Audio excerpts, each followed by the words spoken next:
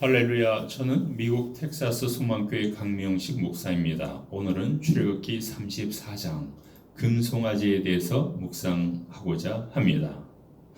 여호와 하나님께서 모세에게 말씀하셨습니다. 두 돌판을 처음꽃같이 새겨 넣어라.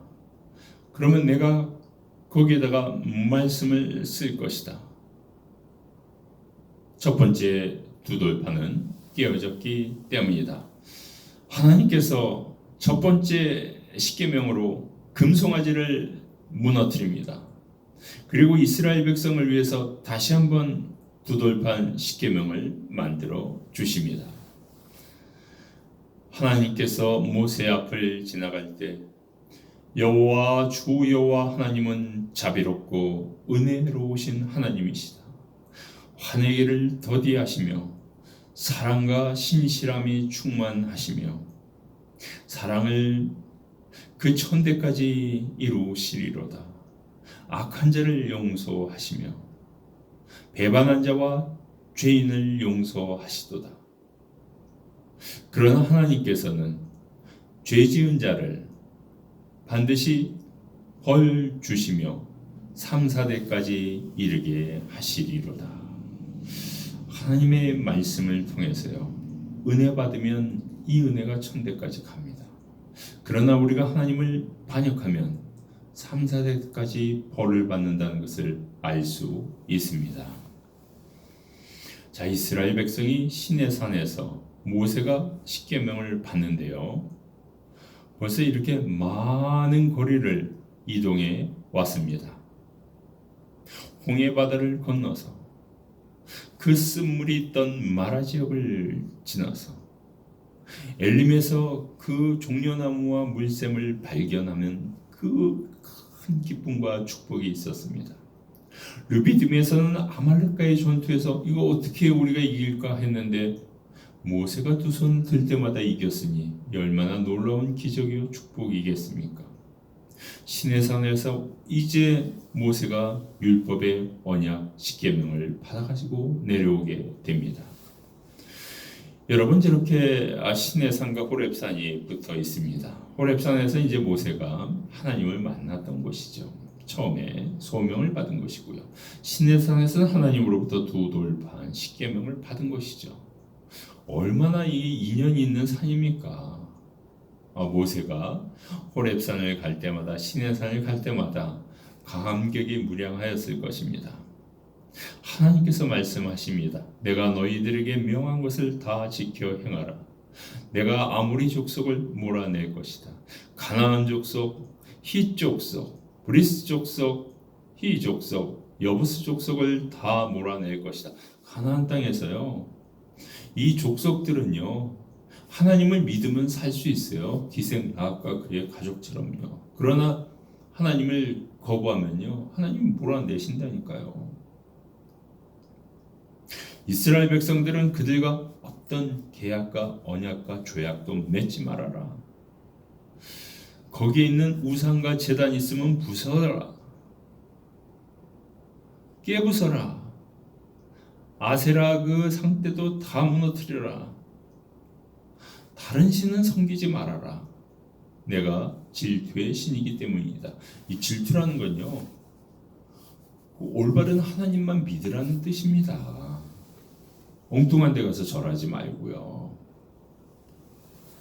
그리고 우상을 만들지 말라는 거예요. 우상에 빠지거든요. 우상이 신이 될 수 있습니다. 그리고 무교절을 거룩하게 지키라는 겁니다. 또 모든 초태생은 첫 번째 난 아들, 첫 번째 난 가축, 첫 번째 그 곡식은 다 하나님의 것입니다. 왜요? 이스라엘이 애굽에서 10대 재앙, 마지막 재앙에서 다 살아났잖아요. 하나님의 것으로 하고 살아나는 게 좋죠. 죽는 게 좋아요?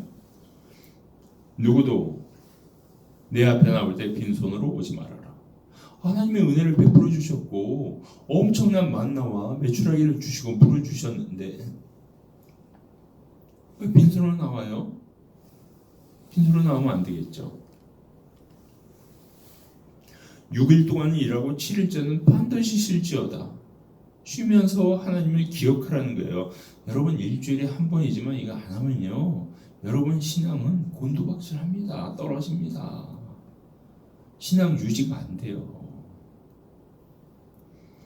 인터넷으로 예배 드리는 거요, 그 예배에 이렇게 쫙 감정이입되는 게 아니고요, 어떻게 이렇게 제3자적인 입장에서 감시의 눈으로 쳐다본다니까요. 그리고 77절이 되면 첫 번째 수확을 가지고 하나님께 영광을 돌려라. 수장절에도 하나님께 영광을 돌려라. 일주일에 한 번, 1년에 3번 절기를 지키라는 것이죠. 그러면서 하나님의 은혜를 하나하나 세어보라는 거죠. 1년에 3번 여호와 하나님께 나오라는 거예요. 3번의 절기가 있으니까요. 그리고 예물을 드릴 때는 피를 드리면 안 되고요, 또 누룩 있는 것을 드리면 안 됩니다. 성결하고 깨끗한 것을 드려야 됩니다. 여러분 마트에 가면요, 토마토를 살 때, 복숭아를 살 때, 사과를 살 때 그냥 담습니까? 이렇게 보잖아요. 흠이 있는지 없는지. 흠이 있는 것만 또 골라서 하는 사람이 있어요? 없죠. 근데 왜 하나님께 드리는 거는 흠 있는 걸 드리려고 그러냐고요. 땅에서 난 첫 번째 과일 중에 최상의 것을 가져와라. 그리고 이 동물을 우리가 안 먹을 수가 없어요. 먹어야 돼요. 근데 거기 부모 자식이 이렇게 섞이게 죽이지 말라는 거죠. 그렇죠? 사랑을 가지고 감사한 마음으로 그냥 안락사를 좀 시켜주고요, 그 고기를 먹긴 먹어야 되니까 그렇게 하라는 거죠. 모세가요, 얼굴에서 빛이 납니다.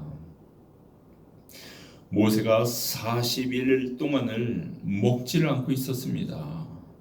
빵도 안 먹고 물도 안 마셨어요.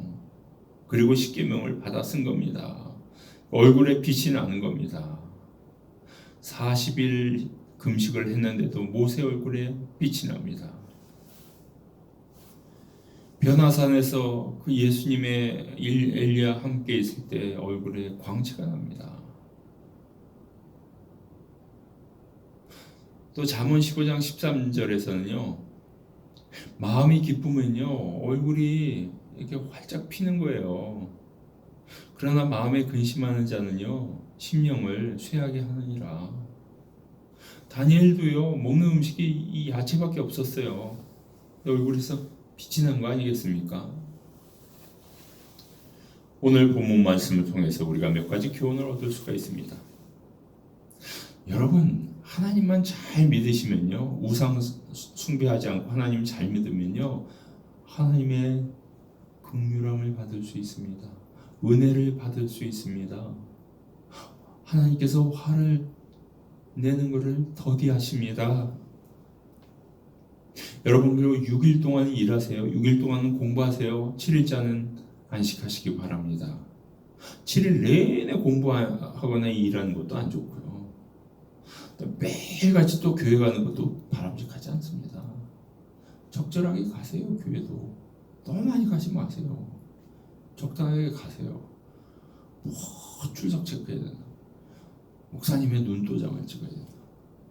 그렇게 안 하셔도 돼요. 40일 후에 금식이 끝나자 모세 얼굴은 오히려 광채가 났습니다. 이건 놀라운 일입니다. 고기를 먹어야 얼굴에 광채가 나는 게 아니고 금식했는데도 얼굴에 광채가 날 줄로 믿습니다. 하나님의 기적과 은혜로 사시는 여러분들이 다 되시기를 축원합니다. 아멘.